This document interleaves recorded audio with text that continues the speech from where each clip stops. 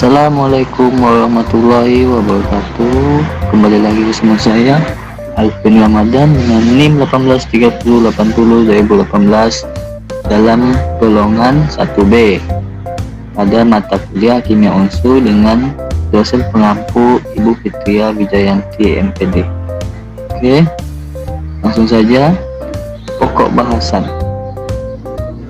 Pokok bahasan yang kita bahas pada materi golongan 1B yang pertama itu adalah pengertian, kedua kelimpahan unsur, ketiga sifat-sifat, keempat ini adalah cara pembuatan dari unsurnya, dan kelima ini biloks dan reaksi kimia, dan yang terakhir adalah manfaat.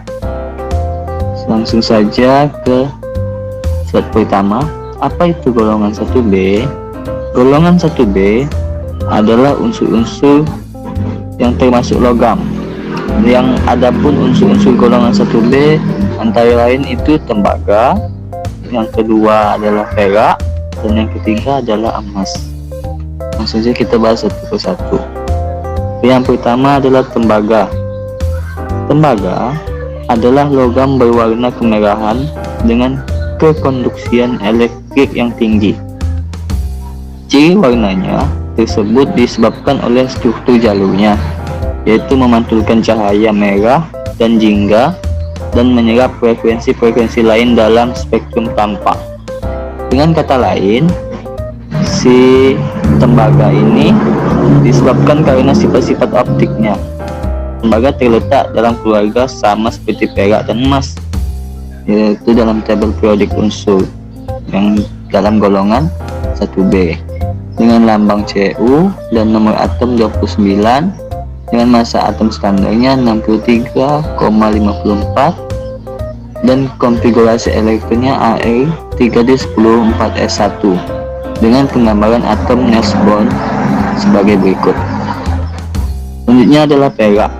Untuk perak adalah memiliki atom nomor atom 47 dengan deret kimia logam transisi dengan golongan 1B dengan periodik kelima dengan nomor massa 107,87 dengan konfigurasi elektron Kr4d10-5s1 dengan penggambaran atom Nesbonnya adalah sebagai berikut.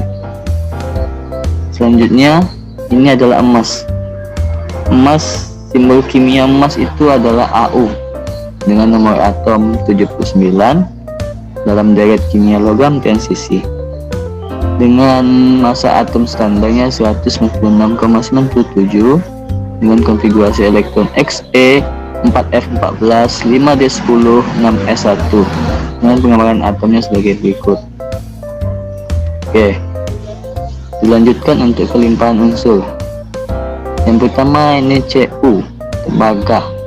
Ini 0,0068% di kerak bumi, dan sedangkan untuk di Ag ini 7,9 kali 10⁻⁶ atau lebih sedikit dari Cu, yakni di kerak bumi, dan sedangkan di Au ini 3,1 kali 10⁻⁷ di kerak bumi.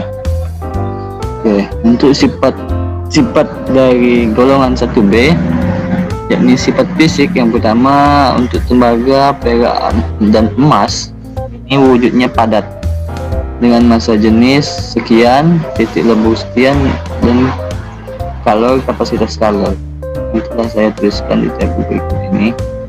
Dan selanjutnya untuk sifat kimia.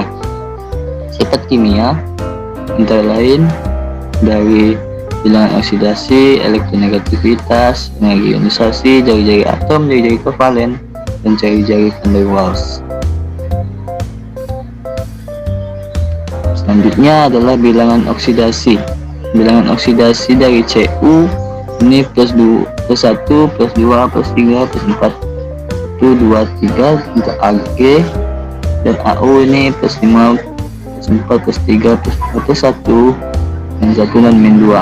Oke, pertanyaannya dari ini adalah kenapa sih mempunyai 2 atau lebih biloks pada unsur transisi ini?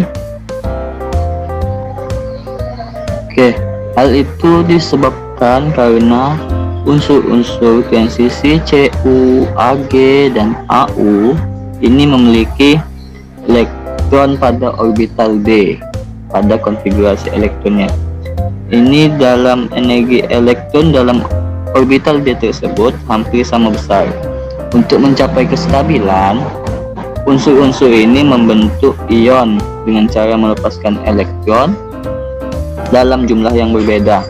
Oleh karena itu, unsur-unsur ini mempunyai dua macam bilangan oksidasi atau lebih dalam senyawanya. Kemudian untuk reaksi kimia. Reaksi kimia dari Cu, Ag, Au. Ini untuk Cu reaksikan dengan Cl- menghasilkan CuCl2-. Sedangkan untuk Ag ini direaksikan dengan Cl- menghasilkan AgCl. Sedangkan untuk Au plus direaksikan dengan Cl dan AuCl. Oke, selanjutnya untuk pembuatan tembaga.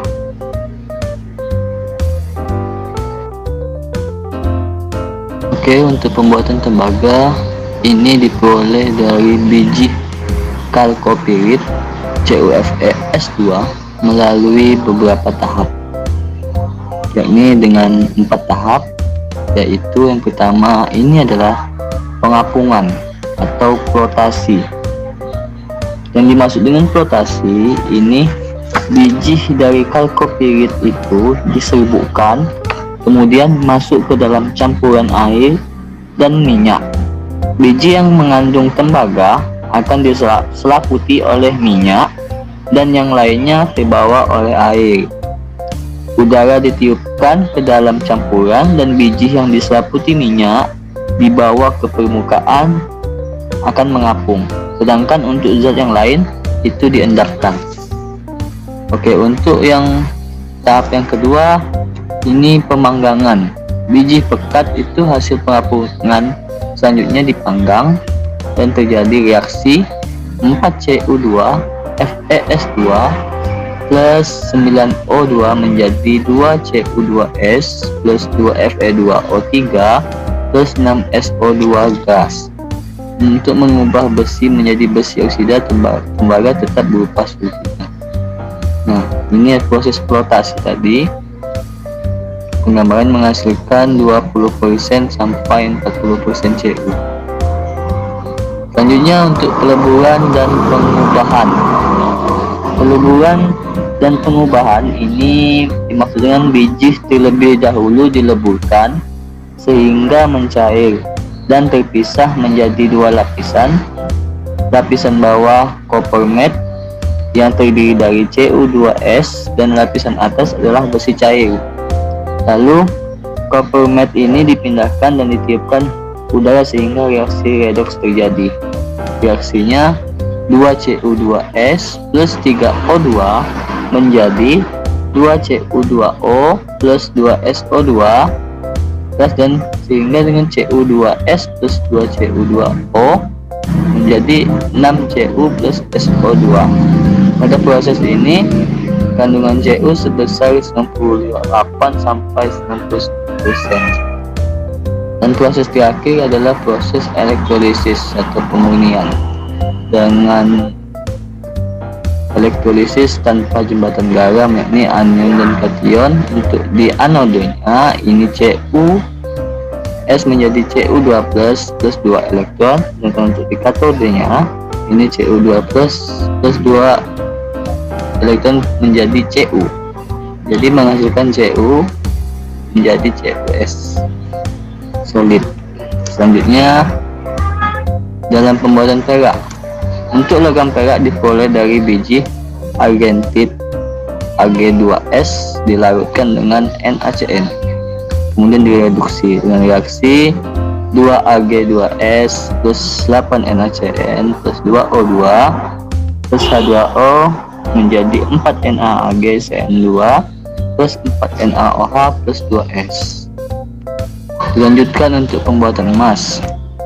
Pembuatan emas ini dipisahkan dari campurnya dengan dilarutkan dalam larutan kalium cyanida atau KCN dan reaksi 4Au plus 8 KCN plus O2 plus H2O menjadi 4KAuC2 plus 4KOA.